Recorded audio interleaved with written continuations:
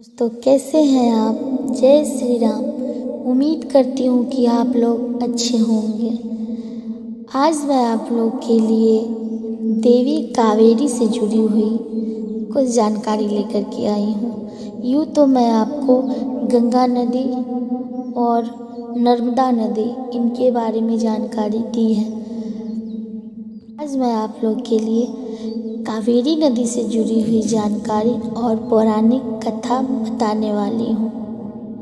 अगर आप लोग इस जानकारी को सुनना चाहते हैं तो आप लोग इस वीडियो पे बने रहें। आइए चलते हैं अपनी कथा की तरफ। आप लोग जानते ही होंगे कि गंगा नदी को भारत की पवित्र नदियों में सर्वप्रथम स्थान प्राप्त है।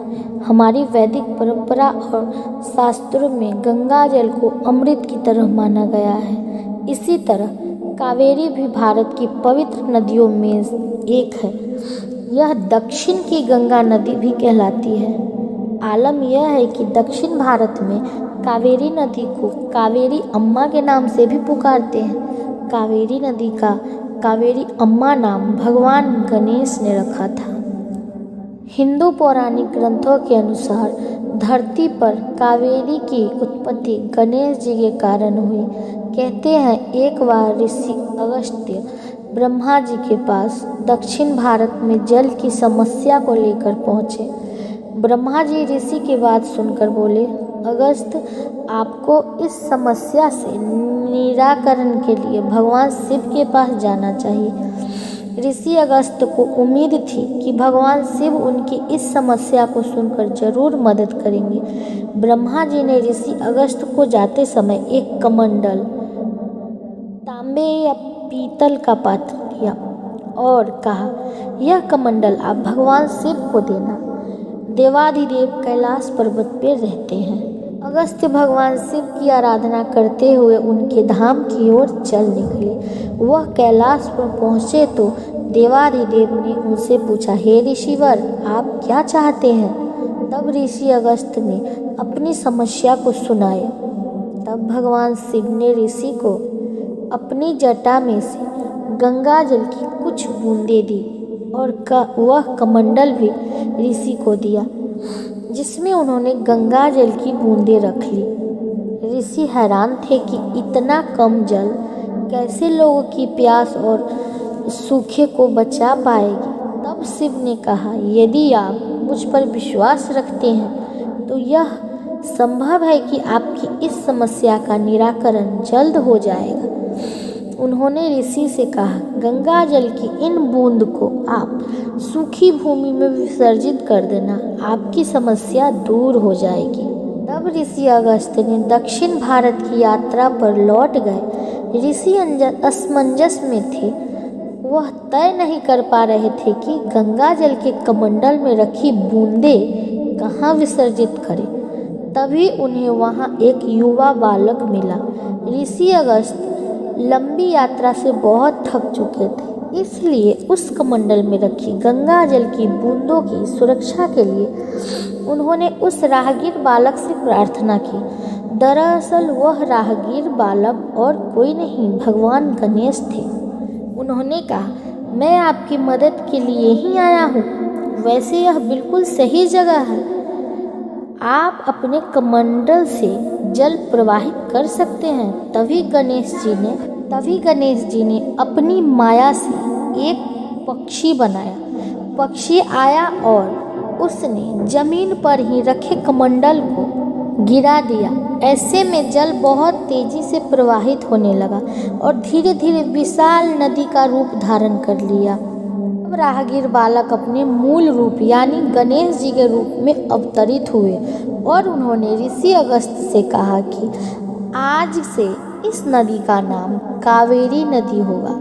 यह दक्षिणी गंगा के नाम से भी जाना जाएगी।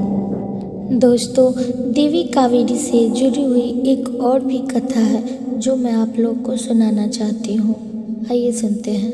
देवी कावेरी बचपन से ही गुण संपन्न थी। कावेरी बड़ी हुई और दिखने में कावेरी बहुत ही सुंदर थी। एक बार कावेरी अपने घर में थी। अगस्त्य ऋषि उनके घर आए। कावेरी को देखते ही ऋषि अगस्त उन पे मोहित हो गए। उनके मन में कावेरी से शादी करने का विचार आया। ऋषि ने कावेरी से शादी की बात की, लेकिन कावेरी शादी के लिए तैयार नहीं हुई। लेकिन अगस्त ऋषि बार बार शादी के लिए बात करते रहे, इसीलिए कावेरी शादी के लिए तैयार हो गई।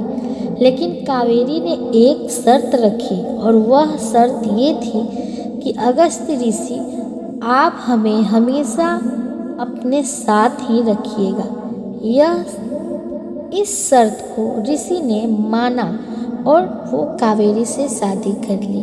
कावेरी के वचन अनुसार ऋषि कावेरी के पास ही रहते थे, लेकिन उन्हें एक बार अपने शिष्य के यहाँ जाना था और वहाँ पर रुकना भी था। ऋषि अपने शिष्य को मिलने गए और कुछ महीने नहीं आए। कावेरी उनकी बहुत राह देख रही थी, लेकिन ऋषि लौट के नहीं आए।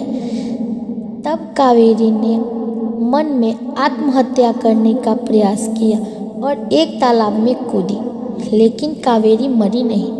कावेरी पृथ्वी के गर्भ से निकलकर ब्रह्मगिरि पर्वत पर गई और वहाँ से कावेरी नदी के रूप में बहने लगी। जब अगस्त ऋषि अपने शिष्य के यहाँ से लौट करके घर वापस आए, उन्होंने कावेरी को बुलाया, लेकिन कावेरी घर में नहीं थी। ऋषि को बहुत दुख हुआ। उन्हें ढूंढते ढूंढते अगस्त ऋषि ब्रह्मगिरि पर्वत पे पहुँचे। नदी के रूप में बहते कावेरी को ऋषि ने पहचान लिया और घर लौटने को कहा, लेकिन कावेरी नहीं गई और ऋषि से कहने लगी, मेरे शरीर का आधा भाग आपको आश्रम में मिलेगा और आधा भाग में मैं नदी के रूप में लोगों की सेवा करूंगी। दोस्तों, ये थी देवी कावेरी की कहानी। आप लोग प्लीज़ दोस्तों, कैसे हैं आप? जय श्री राम। उम्मीद करती हूँ कि आप लोग अच्छे होंगे। आज मैं आप लोग के लिए देवी कावेरी से जुड़ी हुई कुछ जानकारी लेकर के आई हूँ। यूँ तो मैं आपको गंगा नदी और नर्मदा नदी इनके बारे में जानकारी दी है। आज मैं आप लोग के लिए कावेरी नदी से जुड़ी हुई जानकारी और पौराणिक कथा बताने वाली हूँ। अगर आप लोग इस जानकारी को सुनना चाहते हैं तो आप लोग इस वीडियो पे बने रहें। आइए चलते हैं अपनी कथा की तरफ। आप लोग जानते ही होंगे कि गंगा नदी को भारत की पवित्र नदियों में सर्वप्रथम स्थान